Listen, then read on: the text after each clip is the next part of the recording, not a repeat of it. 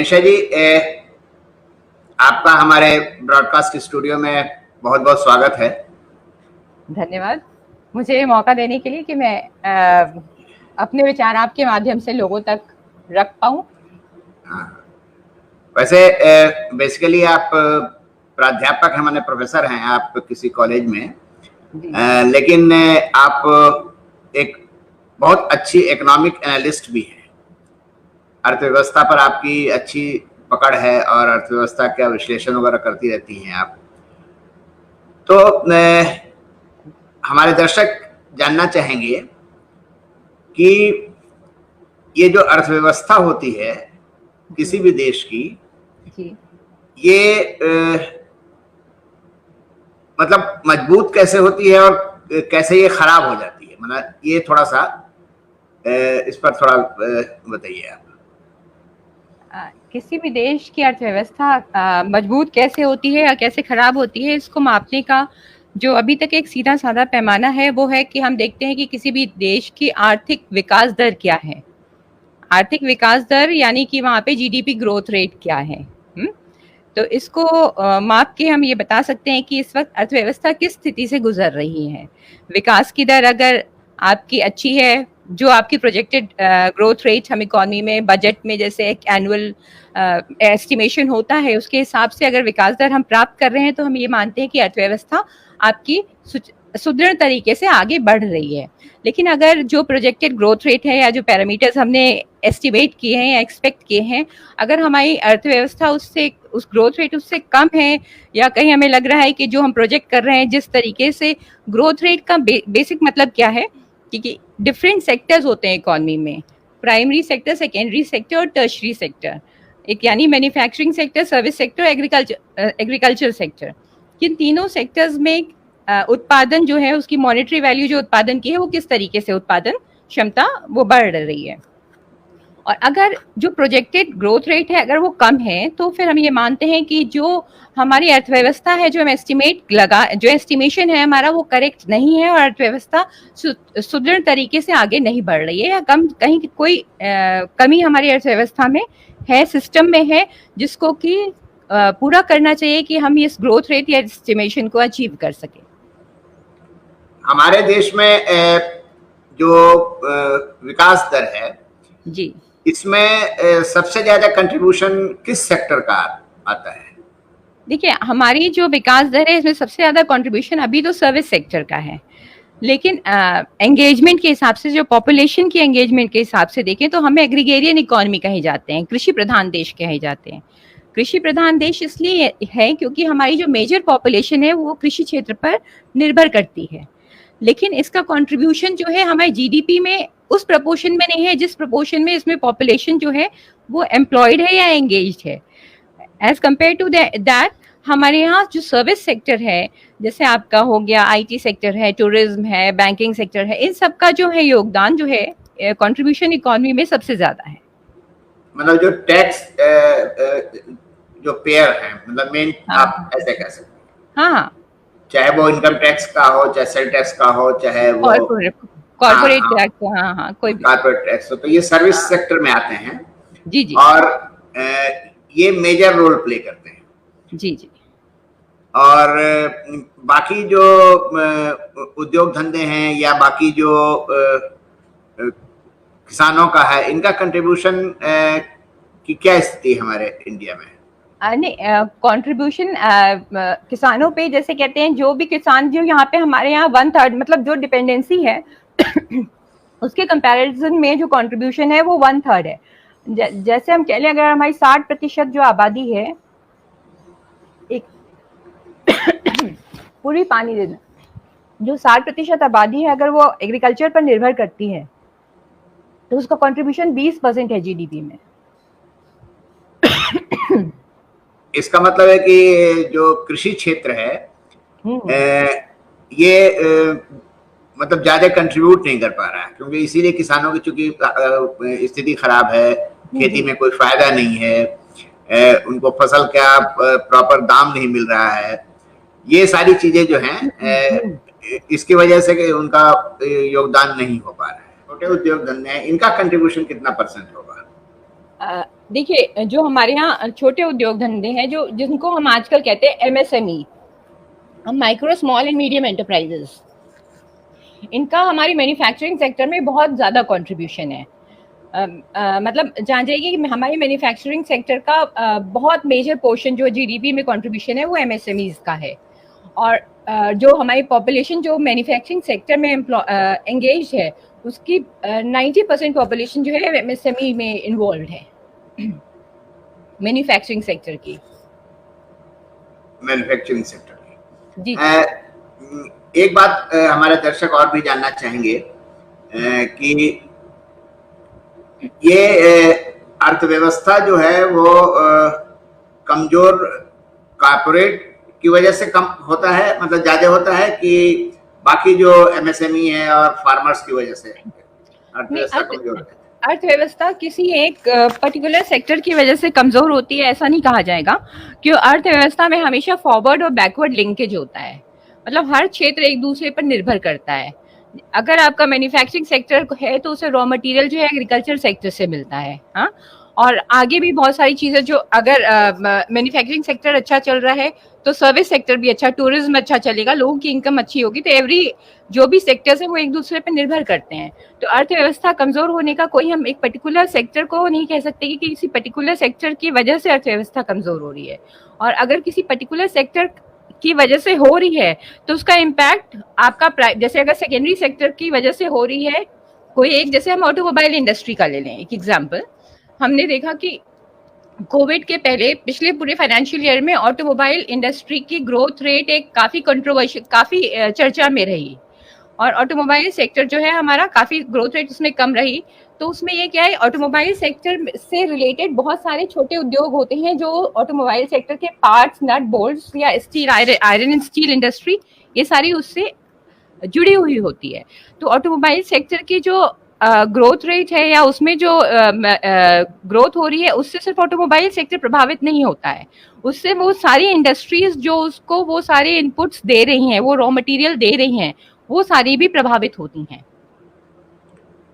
Generally ये देखा गया कि जिस देश की अर्थव्यवस्था खराब होती है, जैसे अमेरिका में या बड़े कंट्रीज में, तो ये सरकारें उनको पैकेज देती है, लेकिन अक्सर ये देखा गया कि पैकेजेस जो होते हैं वो कॉर्पोरेट्स को मिलते हैं, बड़े बैंक को पैकेज मिलते हैं, एमएसएमई वगैरह को पैकेज जनरली मिलता नहीं है।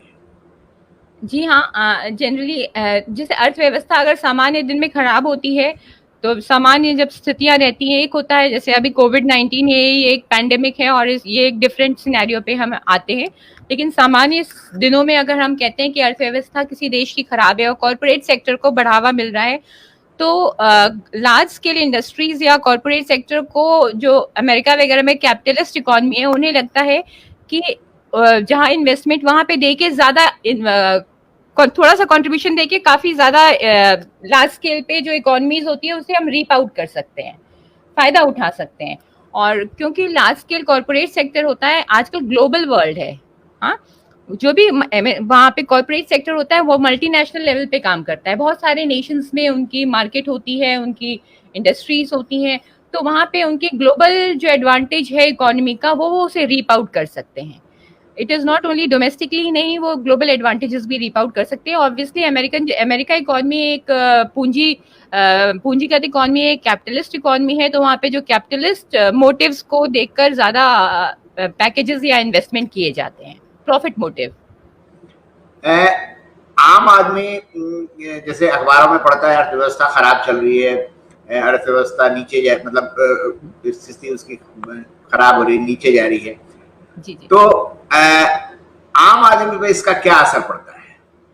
हाँ, यही चीज, ये आपने बहुत ही अच्छा प्रश्न पूछा कि अर्थव्यवस्था खराब जा रही है। हम लोग पढ़ते हैं कि ग्रोथ रेट थोड़ा बढ़ गया है, थोड़ा कम हो रहा है, 0.5% कम हो रहा है। डिफरेंट एजेंसीज कुछ प्रोजेक्ट करती हैं कि इस क्वार्टर में इतनी ग्रोथ रेट रहेगी, इतनी ग्रोथ रेट नहीं रहेगी, लेकिन वाकई इसका आम इंसान पे क्या असर पड़ता है, हमारे आप पे इस ग्रोथ रेट का क्या असर पड़ता है, हम किस हद तक महसूस करते हैं। मुझे लगता है ये बहुत इंपॉर्टेंट क्वेश्चन है। ये हमारे ग्रोथ के पैरामीटर्स को भी डिफाइन करता है कि ग्रोथ का पैरामीटर, जैसे हमने एक पैरामीटर डिस्कस किया कि इनिशियली हमने लिया कि जीडीपी ग्रोथ को हम ग्रोथ मानते हैं, विकास दर, विकास, आर्थिक विकास का एक पैमाना मानते हैं। लेकिन वाकई क्या आर्थिक विकास का जीडीपी ग्रोथ के माध्यम से हम एक अंदाज लगा सकते हैं कि आर्थिक विकास वो लोगों तक पहुंच रहा है कि नहीं, आम इंसान तक पहुंच रहा है कि नहीं? क्या उस विकास के कारण से आम इंसान के रहने का स्तर या उसकी लाइफस्टाइल, उसके हेल्थ फैसिलिटीज, उसकी एजुकेशन फैसिलिटीज, उसकी हेल्थ एंड न्यूट्रिशनल जो लेवल है वो बेटर हो रहा है? अगर ऐसा नहीं हो रहा है, उसकी बेसिक नेसेसिटीज ऑफ लाइफ के जो उसकी जरूरतें हैं वो एक्सेस उसकी बढ़ नहीं रही है या उसकी लेवल स्टैंडर्ड ऑफ लिविंग नहीं इंक्रीज कर रही है, तो यानी कि जो विकास दर या ग्रोथ हो रहा है वो कुछ कॉर्पोरेट वर्ल्ड के कुछ लोगों तक सीमित है। हाँ, तो वो हमारा ग्रोथ रेट तो इंक्रीज हो रहा है, बट फॉर श्योर वो पर कैपिटा इनकम, उस ग्रोथ का फायदा उस आखिरी मासेस तक या आखिरी इंसान तक नहीं पहुंच रहा है। तो वो जिसे कहते हैं मानव संसाधन की बेहतरी में इस्तेमाल नहीं हो रहा है। इससे आम आदमी की परचेजिंग पावर पर भी फर्क पड़ता है अर्थव्यवस्था जब खराब होती है। देखिए, अर्थव्यवस्था, जय वही कह रहे हैं कि अगर अर्थव्यवस्था जो खराब होती है उसमें आम आदमी की परचेजिंग कैपेसिटी पे अगर अर्थव्यवस्था बहुत खराब होती है तो हाँ पड़ेगा। हाँ, लेकिन जैसे कहते हैं कि लेबर, जैसे लेबर फोर्स है हमारे यहाँ इंडिया में, लेबर फोर्स बहुत ज्यादा है, जो आपकी जैसे कहते हैं डायरेक्ट टैक्स पेयर्स जो कहते हैं हाई, मीडियम क्लास और हाई लेवल, हाई क्लास जिसे कहते हैं अर्निंग क्लास जो होती है वो बहुत लिमिटेड है। मेजर जो पोर्शन ऑफ द पॉपुलेशन है वो आपके बहुत बेसिक नेसेसिटीज ऑफ जो कहते हैं इनकम को पे सस्टेन करता है। तो उसमें क्या है कि वो जो उनकी लेबर जैसे मजदूरी है उसमें बहुत अंतर नहीं आता है, क्योंकि उन्हें कोई कॉर्पोरेट वर्ल्ड या कोई भी जो औद्योगिक एमएसएमईज हो या कोई भी लेबर को बहुत ज्यादा नहीं देता है, वो मिनिमम ही पे करता है what is necessary for them to pay in order to sustain that labour in that industry. तो जब उनके जो डिमांड होती है बेसिक उसी वर्ग से क्रिएट होती है, तो उनकी वो डिमांड बहुत ज्यादा, जिसे कहते हैं हम इलास्टिसिटी, जो नेसेसरी गुड्स की जरूरत की चीजों की जो लोच होती है या मांग के में परिवर्तन की जो दर होती है वो ज्यादा परिवर्तनशील नहीं होती है, चाहे अर्थव्यवस्था बढ़े या कम हो। जनरली जो लग्जरी गुड्स होते हैं उनकी मांग की लोच, उनकी मांग में कमी या बढ़ोतरी आती है अकॉर्डिंग टू इनकम, और that is made by the middle class और the upper class of the society. अक्सर ये देखा गया, वर्ल्ड वाइड देखा गया है कि जब अर्थव्यवस्था खराब होती है जी जी तो नौकरियां जाती हैं, छटनी होने लगती है, लोग बहुत तादाद में बेरोजगार होते हैं। जी जी तो कुल मिला के सोसाइटी पर और सोसाइटी के इकोनॉमी में तो इसका फर्क काफी पड़ेगा। हाँ बिल्कुल, बहुत सारे सोशल चेंजेस आपको दिखाई देते हैं। जब बहुत बेरोजगारी होती है, लोगों में एक सोशल अनरेस्ट होता है, इनसिक्योरिटी की भावना होती है, लोगों की लाइफस्टाइल, क्योंकि जब एक सर्टेन लाइफस्टाइल को यूज टू हो जाते हैं उससे को डिप्राइव करिए तो बहुत सारी सोशल, साइकोलॉजिकल और बहुत सारी सोशल चेंजेस आते हैं जो इकोनॉमी में हमें दिखाई देते हैं, लोगों की जिंदगी में बहुत साफ दिखाई देते हैं। सरकारें जब अर्थव्यवस्था को ठीक करने की कोशिश करती हैं तो वो पैकेजेस देती हैं। जरा थोड़ा ये बताइए कि ये पैकेजेस लोन के फॉर्म में होता है कि once given and it's all? देखिए, ये तो सरकार पे है और हमारी जरूरत पे है कि सरकार किस तरीके से किसी परिस्थिति का आकलन करती है। हाँ, और किसी इकोनॉमी की जरूरत के हिसाब से है। इकोनॉमी में दो फैक्टर्स ड्राइविंग फैक्टर्स होते हैं जो किसी भी अर्थव्यवस्था, जब कोई अर्थव्यवस्था नीचे जा रही होती है तो हमें ये एनालाइज करना होता है कि इसको उससे उबारने के लिए, उस डिप्रेशन से उबारने के लिए या रिसेशन से उबारने के लिए हमें ये supply driven economy, supply driven वो होनी चाहिए या डिमांड ड्रिवन इकोनॉमी मेजर्स होने चाहिए। हाँ, सप्लाई ड्रिवन होने चाहिए, डिमांड ड्रिवन। तो आज तक जो हम देखते आए हैं, जनरली जब इकोनॉमी रिसेशन में जा रही होती है या डिप्रेशन में जा रही होती है तो जो एक क्लासिकल इकोनॉमिस्ट के हिसाब से है, जब इकोनॉमी डिप्रेशन में जाती है और ये मानते हैं कि गवर्नमेंट को उस वक्त इंफ्रास्ट्रक्चर में और इन सारी चीज़ों में, रोड निर्माण में, पुल निर्माण में और हाईवेज वगैरह में इन्वेस्ट करना चाहिए, जिससे कि जो lower class of the society है उसके पास जो है इनकम जनरेट होना, मजदूरी उसे मिलना शुरू हो। हाँ, और जब जैसे मैंने आपको पहले कहा था कि जो lower strata of the society होती है, जो मजदूर वर्ग होता है, वो जो कमाता है उसमें सेव नहीं करता है, उसे अपनी जरूरतों का सामान तुरंत खरीदना होता है, यानी वो इंस्टेंट डिमांड क्रिएट करता है। इंस्टेंट डिमांड जब क्रिएट होने लगती है मार्केट में, हमेशा जो बिजनेस होता है वो डिमांड ड्रिवन होता है। यानी अगर जो इन्वेस्टर है उसे दिख रहा है कि हमारे उत्पाद की मांग बाजार में है, तो वो और ज्यादा उत्पादन करेगा। और अगर उसे लगता है कि वो उत्पादन कर भी रहा है, आपने सप्लाई ड्रिवन, आपने सप्लाई को बहुत ईजी बनाया, उसे बहुत सारी सुविधाएं भी दी, लेकिन अगर उसे लग रहा है कि हमारा जो प्रोडक्ट है, उत्पाद है, उसकी बाजार में मांग नहीं है, तो वो उस चीज को सस्टेन नहीं कर पाएगा, उस सप्लाई को वो इंक्रीज नहीं कर पाएगा, क्योंकि स्टॉक, वो बहुत ज्यादा स्टॉक नहीं क्रिएट करेगा। तो बेसिकली चीज है, उभरने के लिए जब इकोनॉमी रिसेशन की तरफ जाती है, तो उभरने के लिए बहुत जरूरी है कि हमें डिमांड को बूस्ट अप करना चाहिए। और डिमांड को बूस्ट अप करने के लिए ये है कि लोगों के हाथ में purchasing power, instant purchasing power आनी चाहिए। और लोगों के हाथ में भी क्या, उस वर्ग के हाथ में आनी चाहिए जो जिसकी मार्जिनल प्रोपेंसिटी टू कंज्यूम, यानी कि जिसमें जो है उपभोग करने का, जो उसकी आय उसके पास आए, वो उसे तुरंत उपभोग में या उससे डिमांड उत्पन्न करें, उसे खर्च करें। ये अभी जो महामारी पूरी दुनिया में फैली हुई है, जी जी, लॉकडाउन हुआ, हर मतलब मोस्टली जगहों पे लॉकडाउन हुआ है, और लॉकडाउन होने की वजह से बहुत जगह नौकरियां गई हैं, है ना। बड़ी बड़ी कंट्रीज में ये देखा गया है कि उन्होंने बेरोजगारों को भी भत्ता दिया है जी, मतलब ताकि वो सरवाइव कर सकें, मतलब क्योंकि बेरोजगारी बढ़ी तो उन्हें पता है कि यही लोग अल्टीमेटली फ्यूचर में दोबारा काम पे आएंगे, तो उन्होंने उन्हें बेरोजगारी भत्ता देना शुरू किया। और हमारे देश में ये देखा गया है कि लॉकडाउन की वजह से लेबर माइग्रेंट्स बहुत ज्यादा हुए हैं। जी जी, लेबर का माइग्रेशन बहुत ज्यादा हुआ है, और मेरे ख्याल से अगर देखा जाए तो लाखों की तादाद में लेबर जो हैं वो बड़े बड़े शहरों से निकल के बाहर चले गए। तो इस स्थिति में अब जब ये लॉकडाउन खत्म होगा, महामारी की थोड़ी स्थिति कम होगी, तो वो पता नहीं आएंगे कि नहीं आएंगे, लेकिन इस बीच सरकार को क्या करना चाहिए? देखिए, जो अपने यहाँ स्थिति हम लोग ने देखी है रिवर्स माइग्रेशन की, जैसे कि जो लेबर, जो जिसे कहते हैं प्रवासी मजदूर जो अपने अपने गांव, अपने छोटे शहरों से निकल के, जहाँ पे बहुत ज्यादा औद्योगिक विकास नहीं हुआ था, वहां से निकल के उन औद्योगिक क्षेत्रों में आए जहाँ उन्हें काम मिलता था।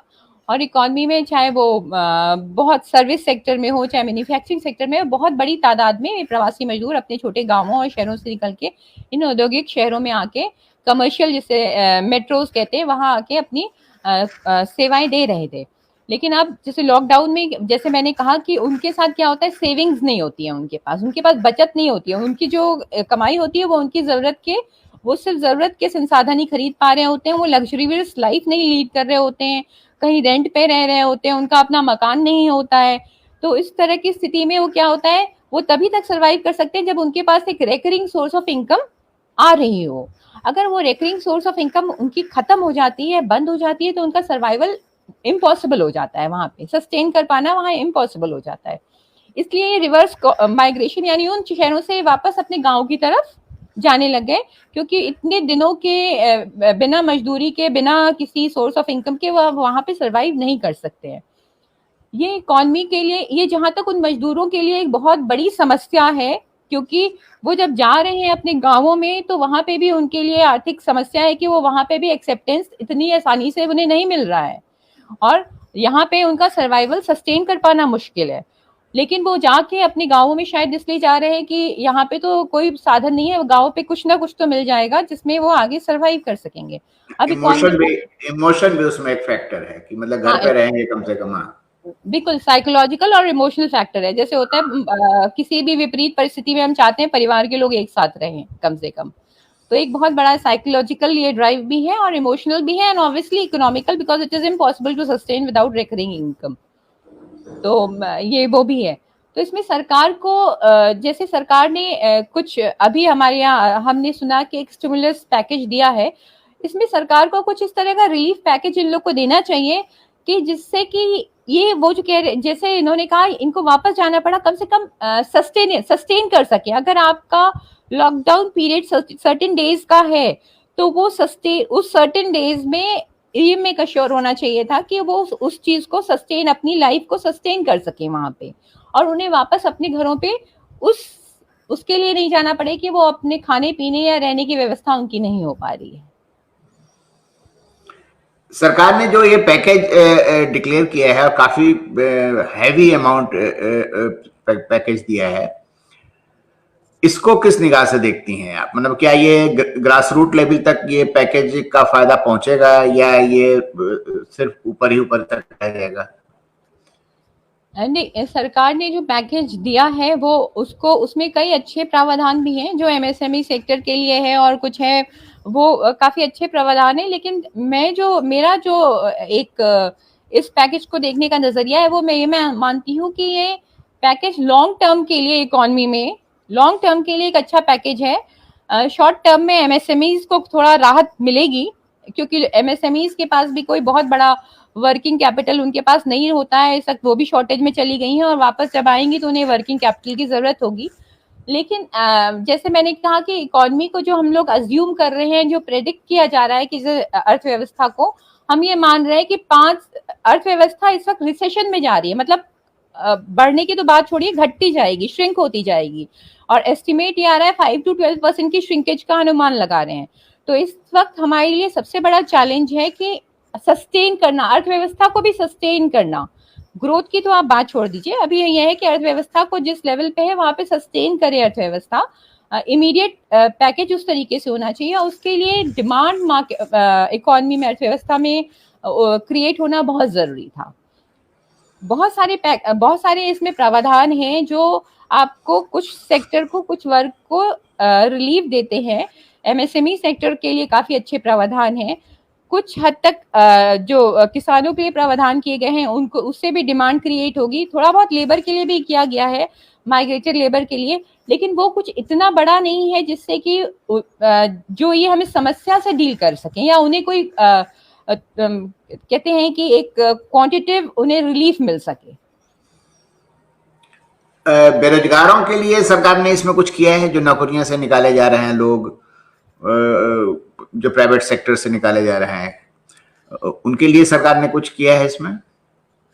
नहीं, सरकार ने प्राइवेट सेक्टर में तो वो रेगुलेटेड सेक्टर ही नहीं है, और इसमें जो बेरोजगारी ऑब्वियसली उसके लिए कोई प्रावधान नहीं है, और उसमें सरकार ने कि हमारे यहाँ कोई अनएम्प्लॉयमेंट अलाउंस टाइप का कोई प्रावधान ही नहीं है, तो उसमें उनको कोई भी रिलीफ नहीं है। और बहुत बड़ी मात्रा में, क्योंकि मैंने कहा कि जो अभी प्रश्न चिन्ह है वो ये है इकोनॉमी को सस्टेन करना, कि जिस लेवल पे है, क्योंकि हम जो फोरकास्ट कर पा रहे हैं उसके हिसाब से, जो वेरियस एजेंसीज कर रही हैं उसके हिसाब से सिर्फ इंडियन इकोनॉमी नहीं, वर्ल्ड इकोनॉमी रिसेशन की तरफ बढ़ेगी। और इंडियन इकोनॉमी, क्योंकि हमारे डेमोग्राफिक फीचर्स पहले ही से बहुत ज्यादा गरीबी और इन सब चीजों से हम जूझ रहे हैं, तो हमारे डेमोग्राफिक फीचर्स के हिसाब से हमारी अर्थव्यवस्था और तेजी से रिसेशन की तरफ बढ़ेगी।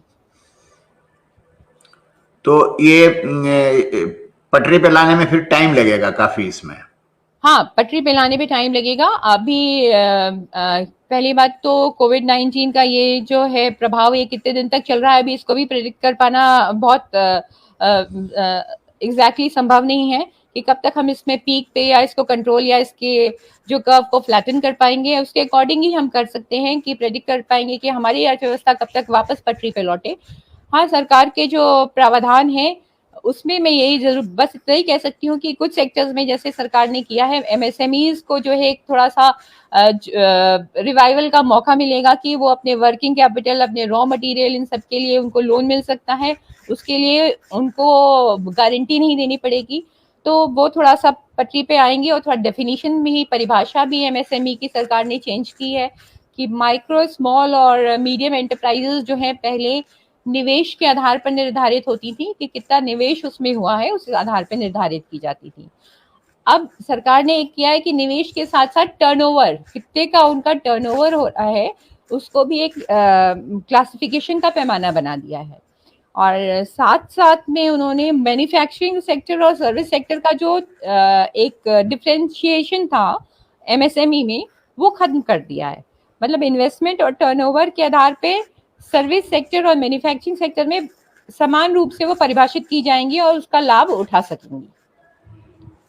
जो बड़े बड़े अर्थशास्त्री हैं, जैसे रघुराजन हैं या अभी भट्टाचार्य जो हैं, उनका ये कहना है कि सरकार को ये पैकेज के रूप में अनाउंस करना चाहिए, क्योंकि उसका जो साउंड वो कर रहा है, जो सरकार ने दिया है, वो कर्ज के रूप में साउंड कर रहा है।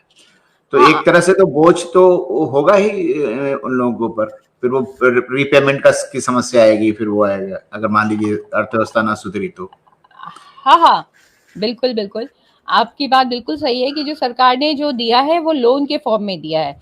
नहीं, अगर सरकार जैसे अगर एक अर्थशास्त्री के रूप में देखें तो मेरा ये मानना है कि जो सरकार को जो रिलीफ पैकेज के फॉर्म में देना चाहिए, एक बहुत ही डिमांड बहुत सारे ग्रुप्स की तरफ से, हमारे नोबेल लॉरेट अभिजीत जी की तरफ से, उनकी तरफ से भी आया था कि आप जो है, जो माइग्रेंट लेबर्स जा रहे हैं या जो इस तरीके की स्थिति में आ रहे हैं, आप उनको 7,000 रुपए, 5,000, 7,000 रुपए उन्हें इन कैश हैंड्स में दीजिए फॉर नेक्स्ट 3 मंथ्स। हाँ, तो इससे क्या है, जो इकोनॉमी में हम टोटल कह रहे हैं कि उसमें बहुत ज्यादा नहीं है कि हमारी इकोनॉमी में बहुत बड़ा वो हो गया, लेकिन यह है कि उससे डिमांड, जो इकोनॉमी में डिमांड क्रिएट होगी और उनको जो है इमीडिएट रिलीफ उससे मिलेगा, उनकी प्रॉब्लम से इमीडिएट रिलीफ मिलेगा, जिसमें उन्हें जो है वापस एक कर्ज के फॉर्म में भी नहीं है। और जब भी डिमांड क्रिएट होगी तो अल्टीमेटली, जैसे मैंने कहा कि हर सेक्टर का एक लिंकेज होता है, फॉरवर्ड लिंकेज होता है, बैकवर्ड लिंकेज होता है।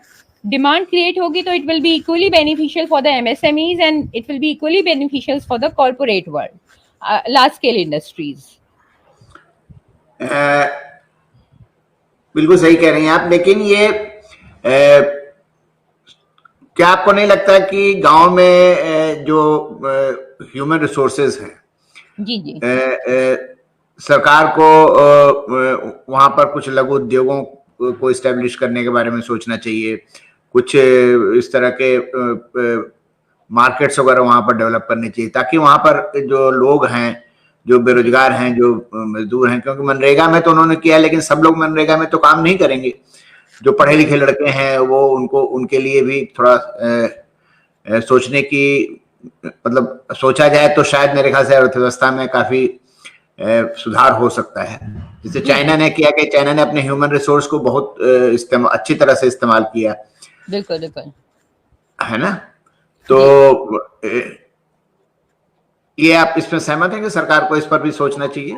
नहीं, मैं आपसे बहुत ज्यादा सहमत हूँ। एक्चुअली देखिए, ह्यूमन रिसोर्स, इंडिया का जो सबसे बड़ी स्ट्रेंथ है वो इसका ह्यूमन रिसोर्स है। यानी कि हम जो कहते हैं, हमारा जो भारतीय अर्थव्यवस्था है, एक यंग अर्थव्यवस्था है, एक युवा अर्थव्यवस्था है, जिसमें कि मानते हैं कि यूथ की जो पॉपुलेशन है वो सबसे ज्यादा है। और यही स्ट्रेंथ है हमारी, और जो हमारी स्ट्रेंथ है उसको हमें सबसे ज्यादा अच्छी तरीके से इस्तेमाल करना चाहिए, और इससे हम बहुत ज्यादा बेनिफिट उठा सकते हैं, लाभ उठा सकते हैं ग्लोबल इकोनॉमी के लेवल पे भी। रिवर्स माइग्रेशन हो रहा है, रिवर्स माइग्रेशन, लोग अपने शहरों की तरफ, अपने गाँव की तरफ जा रहे हैं, उन शहरों, उन गाँव की तरफ जा रहे हैं जहाँ पे बहुत ज्यादा उद्योग का अपॉर्चुनिटीज, इंडस्ट्रियल अपॉर्चुनिटीज या इंडस्ट्रियल सेटअप या इंडस्ट्रियल डेवलपमेंट नहीं है। पहले उन क्षेत्रों में आए जहां इन सबका विकास था, उन्हें एक मिलता था, रोजगार के अवसर मिल रहे थे, लेकिन अब वो उधर जा रहे हैं। अब रिवर्स माइग्रेशन का इसका असर क्या पड़ने वाला है आफ्टर पोस्ट कोविड पीरियड में? क्या इससे सिनेरियो जो होता है इंडस्ट्रियलाइजेशन का सिनेरियो, उसमें कुछ चेंजेस आएंगे? क्या वो लोग, क्या आप इंडस्ट्रियलाइजेशन, जब पोस्ट कोविड पीरियड में इंडस्ट्रियलाइजेशन शुरू होगा, औद्योगिकरण अपनी गति पकड़ेगा, तो क्या क्या वो वापस अपने गाँवों से यहाँ पे आप आ जाएंगे, जिस तरह से हम लोग उम्मीद कर रहे हैं, या जिस त्रासदी से वो लोग गुजर रहे हैं? तो ये एक बहुत बड़ा क्वेश्चन है। या हमारे इकोनॉमी को बिल्कुल एक डिफरेंट पैरामीटर मिलेगा, क्योंकि इसमें ये भी है कि जैसे हम देखते हैं कि कुछ हैंडीक्राफ्ट इंडस्ट्रीज हैं, और वो क्या होता है कि हैंडीक्राफ्ट इंडस्ट्रीज में स्पेशलाइज्ड होता है वो सर्टेन, कि वो यहाँ के लोग इस चीज में ज्यादा अच्छी तरीके से, कारीगरी उन्हें आती है, स्किल्ड होते हैं, वो शुरू से इसमें स्किल्ड होते हैं।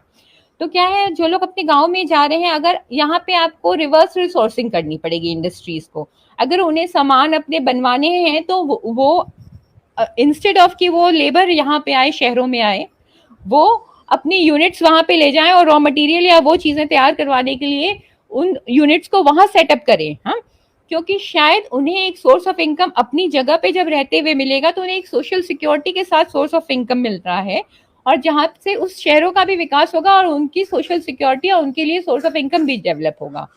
तो एक डिफरेंट ग्रोथ पैरामीटर है जो हम लोग देखने को मिलेगा पोस्ट कोविड।